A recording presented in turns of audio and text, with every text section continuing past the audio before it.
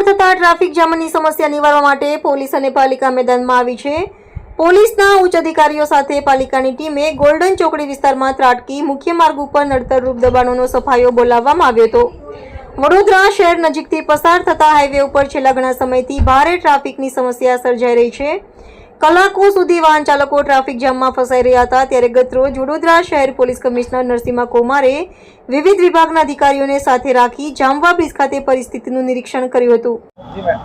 National highway ઉપર ટ્રાફિકને લગતા જે પ્રશ્નો વારંવાર ઉપસ્થિત થાય છે એને ધ્યાનમાં રાખીને ગઈકાલે જામવા બ્રિજ આગળ પોલીસ કમિશનર સાહેબશ્રીની અધ્યક્ષતામાં NHAI, BMC, RNB અને RTO અને પોલીસની અમારી ટ્રાફિકની અલગ અલગ ટીમ્સ અને લોકલ ડીસીપી તમામની સાથે એક જોઈન્ટ મિટિંગ અને કરવામાં આવી હતી।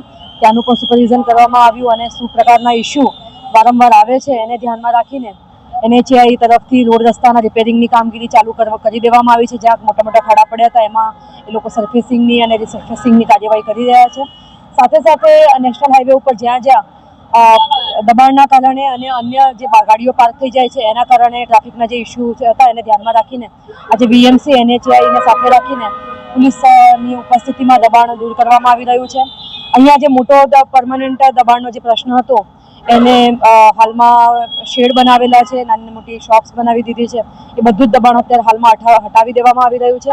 NHAIની ટીમ દ્વારા આ જગ્યાનું પોઝિશન લઈને અહીંયા આખો રોડ વાઇડ કરીને પરમનન્ટ સોલ્યુશન લાવવાનો પ્રયત્ન કરવામાં આવશે। કારણ કે અહીંયા પીક અવર્સમાં રોજે રોડ સાંકડો થઈ જવાના કારણે ટ્રાફિક જામના ઇસ્યુઝ રહેતા હોય છે એને ધ્યાનમાં રાખીને આ રોડ અહીંયાથી દબાણ હટાવીને આ અઠવાડિયામાં NHAI દ્વારા અહીંયા ડિવોટરિંગ અહીંયા જે બનાવેલું પાણીની જે ગટર લાઈન છે એને ડિવોટરિંગ કરીને ત્યાં સરફેસિંગ કરીને રોડ વાઇડ કરી દેવામાં આવશે। આ પરમનન્ટ શેડ્સ વગેરેને તોડી દેવામાં આવશે અને ગુનો દાખલ કરવાની પણ જે દબાણ છે એને ગુનો દાખલ કરવાની પણ કાર્યવાહી ચાલુ રહી છે।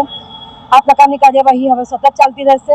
અલગ અલગ લોકેશનો ઉપર આજે આખો દિવસ અહીંયા કામગીરી ચાલશે અને પોઝિશન આપ્યા બાદ પ્રોપર એની કામગીરી થાય એનું પણ અમે પોલીસ તરફથી મોનિટરિંગ કરતા રહીશું અને અન્ય જે પણ ટ્રાફિક જામને લગતા ઇસ્યુઝ આવશે એને ધ્યાનમાં રાખીને આ પ્રકારે કાર્યવાહી કરવામાં આવશે।